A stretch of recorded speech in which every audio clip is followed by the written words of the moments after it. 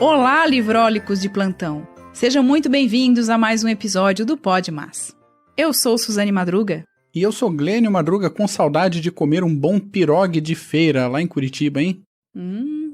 Episódio de hoje, Uma Lenda de Natal. De Władysław Reymont. Só isso? Não. Władysław Stanisław Reymont, ou nascido Stanisław Władysław Reymont, ou seja, qual for a pronúncia do último nome deste homem em polonês. De qualquer forma, contista e romancista polonês nascido no ano de 1867, foi ganhador do Nobel de Literatura de 1924, deixando para trás concorrentes de peso como Thomas Mann, George Bernard Shaw e Thomas Hardy. Ele se dedicou à corrente literária do realismo com alguns flertes com o naturalismo.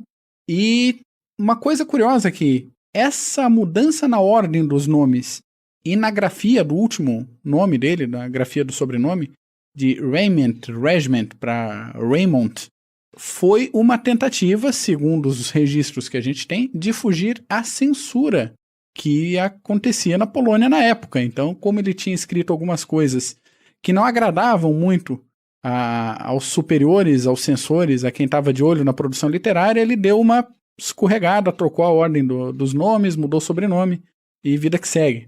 Ele fez algum dinheiro com a literatura, viajou pela Europa, chegou aí para os Estados Unidos. Depois de um acidente de trem, ganhou uma indenização pelo acidente, que acabou colocando os boletos atrasados em dia, já que ele fez algum dinheiro, mas não fez fortuna. Acabou falecendo em 1925, um aninho depois de ganhar o Nobel de Literatura. Desse modo, com essa introdução, eu vou ler para vocês aqui esse conto pequenininho de Uma Lenda de Natal. Perdoem, por favor, a pronúncia das palavras em polonês. Vamos tentar, não é mesmo? É mesmo.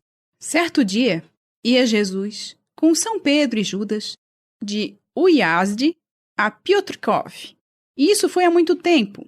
Há tanto tempo que onde hoje é terra firme, só havia então pântanos. E onde agora existem campos, só existem bosques. Era tão deserta a região que se podia andar 1 légua sem se encontrar uma aldeia, e 2 sem se ver um castelo. Jesus ia tiritando tanto que causava dó. Até as pedras estavam geladas. Era noite de Natal. Os 3 iam esfomeados, e não havia nenhuma cabana, nenhum albergue, nenhuma viva alma. De vez em quando paravam para descansar. Logo, porém, tornavam a caminhar, porque os lobos e outros animais ferozes lhe seguiam os passos, em bandos, uivando, fazendo-os tremer de medo. São Pedro tinha arranjado um galho pequeno, mas forte, e Judas se armara com uma pedra. Disse-lhes o Senhor: "Não tenham medo, meus filhos, eu estou com vocês." São Pedro e Judas não tinham medo, mas afinal uma fera sempre é uma fera e, portanto, é sempre mais garantido andar com um porrete. A noite já tinha caído, quando chegaram a um castelo. Pensaram que poderiam descansar ali, mas o castelo pertencia a uns alemães que os puseram na rua, dizendo-lhes que não os importunassem. São Pedro foi tomado de uma cólera imensa e queria a todo custo experimentar a superioridade de sua arma na cabeça do castelão. Judas resmungava: "Estou danado, Senhor, estou danado. Estou com vontade de torcer o pescoço daquele patife. Só assim me acalmaria." Mas disse-lhes o Senhor: "Tenham paciência. Os homens são ignorantes, e é por isso que são maus.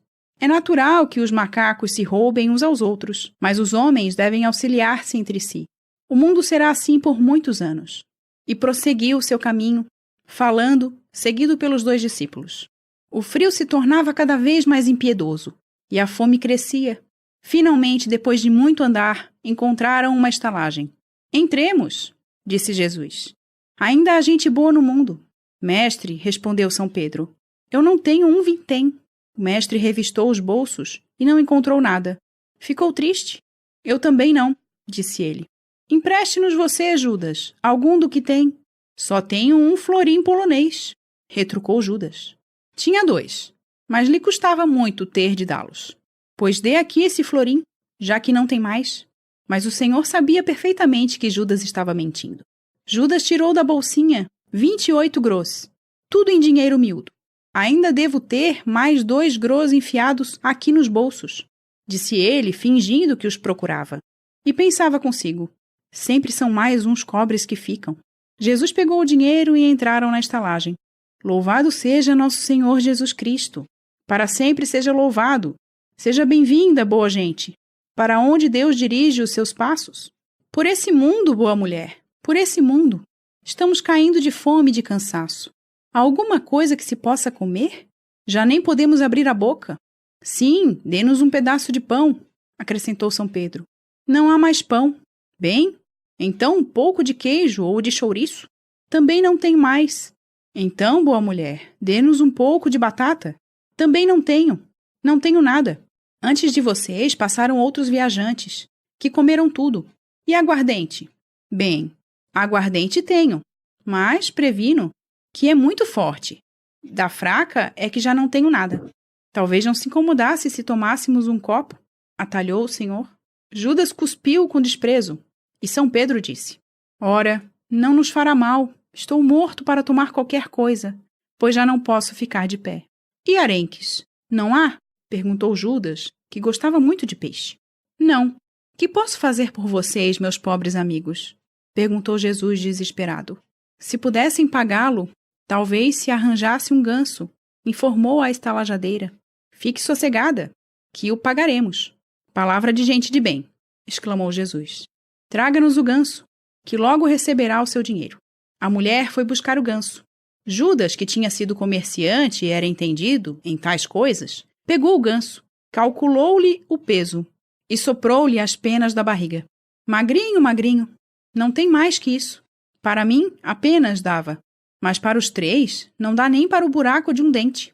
São Pedro coçava a cabeça. Para ele, só, também o ganso chegava. Ponham-o no fogo, ordenou Jesus. E voltando-se para os discípulos, não lhe parece, Pedro, que é muito pouco para nós 3? Na verdade, é pouco, Senhor. Ainda se houvesse couve para reforçar e um pouco de pão.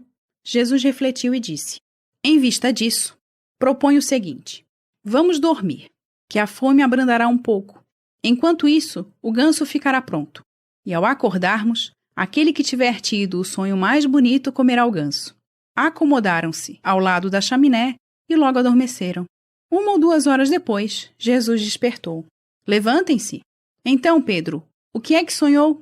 Sonhei, Senhor, que era seu intendente, que tinha a chave dos seus domínios e uma cabana para morar, que o servia fielmente. Bom, bom, meu amigo, você será meu intendente, disse o mestre tomando a cabeça do apóstolo entre as suas mãos benditas. E eu? Eu sonhei que estava no céu, porque já não havia neste mundo nem ignorantes, nem miseráveis, nem malvados. Para todo camponês havia um pedaço de terra. Todo mundo vivia contente. O ganso lhe pertence, Senhor, porque teve o sonho mais lindo, disse São Pedro, e não sentia nenhum pesar, embora a fome o torturasse imensamente. E você, Judas? Que é que sonhou?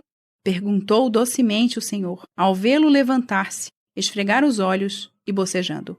Eu, Senhor, sonhei que me levantava e que, em sonhos, comia o ganso, disse Judas em voz muito baixa, com os olhos pregados no teto. Muito bem, pois o seu sonho não foi dos piores. Ó mulher, traga-nos o ganso. A estalajadeira contou então que aquele homem ruivo tinha comido o ganso sem deixar ao menos um ossinho para o cão. Jesus olhou para Judas misericordiosamente e disse: Então você sonhou que tinha comido realmente o ganso? Pois olhe, que foi um bom sonho. Sim, não foi mal, respondeu o outro, sem ousar encará-lo e coçando a barba ruiva. Pois bem, já que sonhou isso, fique aqui sozinho e sonhe ao seu bel prazer, que come o ganso com couve, em alegre companhia. Eu e Pedro iremos por este mundo afora, à procura de quem não caçou de nós. E partiram os 2. Eis porque, agora, o povo da Polônia guarda santamente as vigílias, mas os hereges, não, esses nunca. Pega um livro, relaxa o corpinho e até amanhã.